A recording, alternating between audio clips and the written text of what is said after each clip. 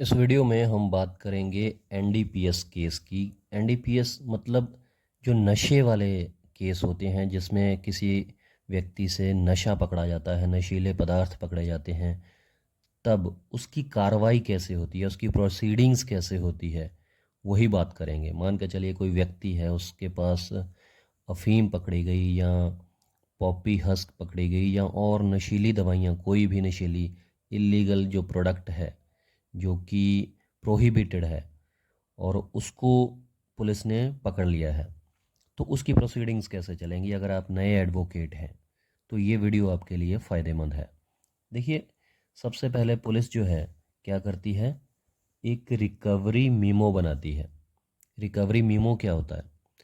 Recovery memo होता है कि किसी अक्यूज़ को, किसी व्यक्ति को नशीले पदार्थों के साथ कब पकड़ा गया, कहाँ से पकड़ा गया, और उसके पास जो रिकवरी है, मतलब उसके पास जो सामान बरामद हुआ है, इलीगल नशीले पदार्थ जो बरामद हुए हैं, उनकी क्वांटिटी कितनी है, वो किस मात्रा में है, उनका प्रॉपर वज़न कितना है, कि 5 ग्राम है, 10 ग्राम है, 10 ग्राम अफीम पकड़ेगी या इतने इंजेक्शन पकड़े गए हैं इलीगल। तो कुल मिलाकर उनकी पूरी क्वांटिटी, उनका भार, उनका वज़न, पूरी उसकी डिटेल रिकवरी मीमो पर लिखी होती है। अब एक ख़ास बात, अगर आप एडवोकेट हैं तो, कि रिकवरी मीमो पर अक्यूज़्ड के, जिससे रिकवरी हुई है, अक्यूज़ व्यक्ति के सिग्नेचर होने बहुत ज़रूरी हैं। अगर रिकवरी मीमो पर अक्यूज़ के सिग्नेचर नहीं हैं तो एज ए एडवोकेट ये आपके लिए फ़ायदेमंद है, और इसी बेस पर जो है रिकवरी मीमो जो है वो डाउटफुल हो जाती है, और अक्यूज़ को एक्विटल कराने में ये आपको फ़ायदेमंद होगा। तो रिकवरी मेमो हमेशा चेक कीजिए, और उस पर अक्यूज़ के साइन होने बहुत ज़रूरी हैं। अगर अक्यूज़ के सिग्नेचर नहीं हैं तो ये डाउटफुल हो जाता है रिकवरी मेमो। एक ख़ास बात और है, इसमें supreme court, honourable supreme court की काफ़ी सारी रूलिंग्स भी हैं कि रिकवरी मेमो के ऊपर एफआईआर या अंडर सेक्शन नहीं लिखा होना चाहिए। अगर रिकवरी मेमो पर एफआईआर या अंडर सेक्शन लिखा हुआ है तो भी रिकवरी मेमो डाउटफुल हो जाता है। वो क्यों? क्योंकि सबसे पहले देखिए, पुलिस गई, उसने किसी से रिकवरी की, किसी से नशीला पदार्थ पकड़ा, तो एफआईआर तो वो कैसे लिखेंगे?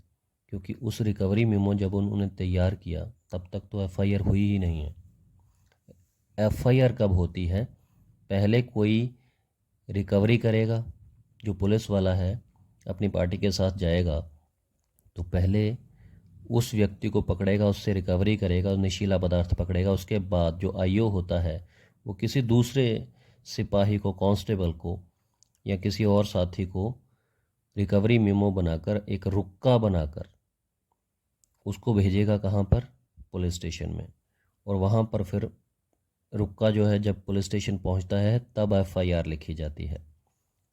तो रिकवरी मेमो तो पहले बनती है और एफआईआर बाद में लिखी जाती है। तो रिकवरी मेमो के ऊपर एफआईआर लिखी होनी मतलब उसको डाउटफुल बनाती है। इसके रिगार्डिंग काफ़ी सारी रूलिंग्स भी हैं, आप चेक कर सकते हैं।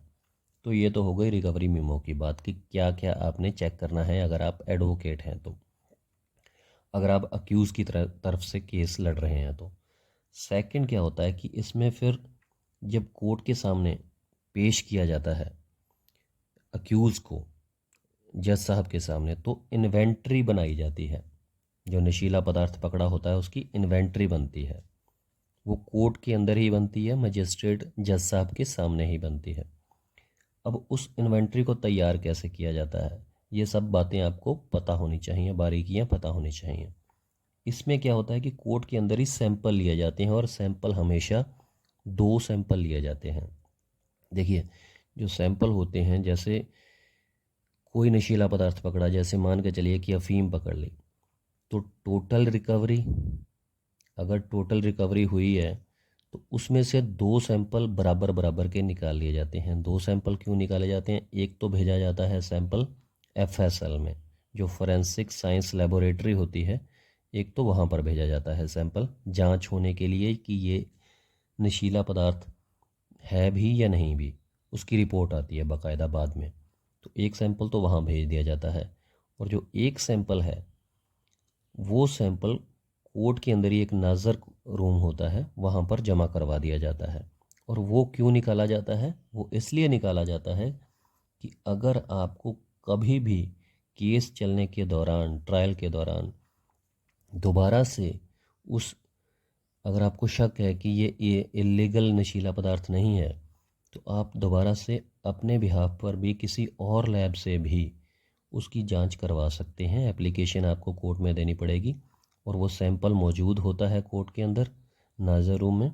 तो आप एप्लीकेशन लगाकर किसी और लैब से भी, अपनी मर्ज़ी से किसी और लैब से भी उस सैंपल की जांच करवा सकते हैं, लेकिन इसके लिए आपको एप्लीकेशन देनी पड़ेगी। तो 2 सैंपल निकाले जाते हैं हमेशा जब इन्वेंट्री बनती है, और उनकी पूरी डिटेल लिखी जाती है कि इतने इतने इतनी टोटल रिकवरी थी और उसमें से इतने इतने ग्राम के, या जितनी भी, मतलब मैं एग्जांपल दे रहा हूँ कि इतने इतने 2 सैंपल निकाल लिए गए, एक एफएसएल में भेज दिया गया लेबोरेटरी में जांच के लिए और एक कोर्ट में जमा करवा दिया गया है, वो पुलिस वाले ही जमा करवाते हैं।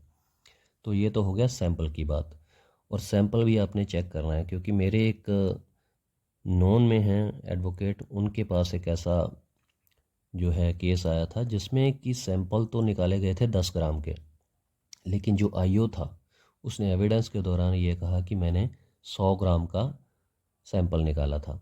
हालांकि एफएसएल में भी 10 ग्राम का ही भेजा गया था जो सैंपल था, और निकाला भी 10 ग्राम का गया था, और चार्जशीट में भी 10 ग्राम का था, लेकिन जो आईओ है उसने कह दिया एविडेंस के दौरान कि मैंने 100 ग्राम का सैंपल निकाला था। तो ये भी, अगर आप अक्यूज़ की तरफ से हैं वकील, तो अक्यूटल लेने में, अक्यूज़ को बरी कराने में ये बातें बहुत मायने रखती हैं। क्योंकि कई बार क्या होता है कि किसी व्यक्ति को गलत आरोप में भी उसको फंसा दिया गया होता है, वो इनोसेंट होता है। हालांकि कुछ लोग, ये ज़रूरी नहीं है कि सारे इनोसेंट होते हैं, लेकिन कुछ लोग इनोसेंट भी होते हैं, उनको ज़बरदस्ती फंसा दिया गया होता है। तो आपने ये सैंपल चेक करना है कि कितने कितने ग्राम का है, चार्जशीट अच्छे से पढ़नी है आपने। अब जो सैंपल सील होती है, जब एक सैंपल निकाला जाता है, एक एफएसएल में भेजा जाता है, एक टोटल रिकवरी होती है, उसमें से 2 सैंपल निकाले जाते हैं, मैंने ऑलरेडी बताया आपको। उनको कपड़े के अंदर बांध दिया जाता है और उस कपड़े पर प्रॉपर बाकायदा सील लगाई जाती है। उस कपड़े पर क्या लगाई जाती है? प्रॉपर सील लगाई जाती है ऑफिसर्स की। तो वो ये उनके इनिशियल के नाम से ये सील होती है, जैसे जेएस हो गया, एसएस हो गया, एमएस हो गया, केएस हो गया। तो जब एविडेंस के दौरान, अगर आप एडवोकेट हैं, मैं एडवोकेट के लिए बता रहा हूँ कि जब आप एविडेंस करवाते हैं, गवाह आया होता है, जब आप गवाही करवा रहे होते हैं, तो जब केस प्रॉपर्टी कोर्ट में आती है तो वो केस प्रॉपर्टी आपने देखनी है। केस प्रॉपर्टी क्या है इसमें? इसमें वही नशीले पदार्थ का सैंपल होता है। तो आपने सील ज़रूर चेक करनी है। कई बार क्या होता है कि सील टूटी होती है, या अगर सील टूटी हुई है तो भी ये आपके लिए एक पॉइंट है, क्योंकि आप कहेंगे कि अगर सील टूटी हुई है तो इसका क्या प्रूफ है कि ये वही केस प्रॉपर्टी है? तो ये भी आपके लिए पॉइंट बनता है। या अगर सील विजिबल नहीं है तो भी ये प्रूफ नहीं होएगा कि वही केस प्रॉपर्टी है। या सील है ही नहीं है तो भी आपके लिए ये पॉइंट है। तो केस प्रॉपर्टी को अच्छे से चेक करना है आपने।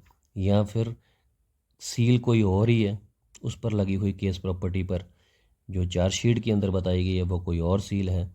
अगर ये चीज़ें कॉन्ट्राडिक्टरी हैं, या फिर सैंपल का मैंने ऑलरेडी बताया कि जो मात्रा है उसमें कॉन्ट्राडिक्शन है, तो ये चीज़ें आपने ध्यान में रखनी हैं। तो इस तरीके से पूरी प्रोसीडिंग्स होती हैं।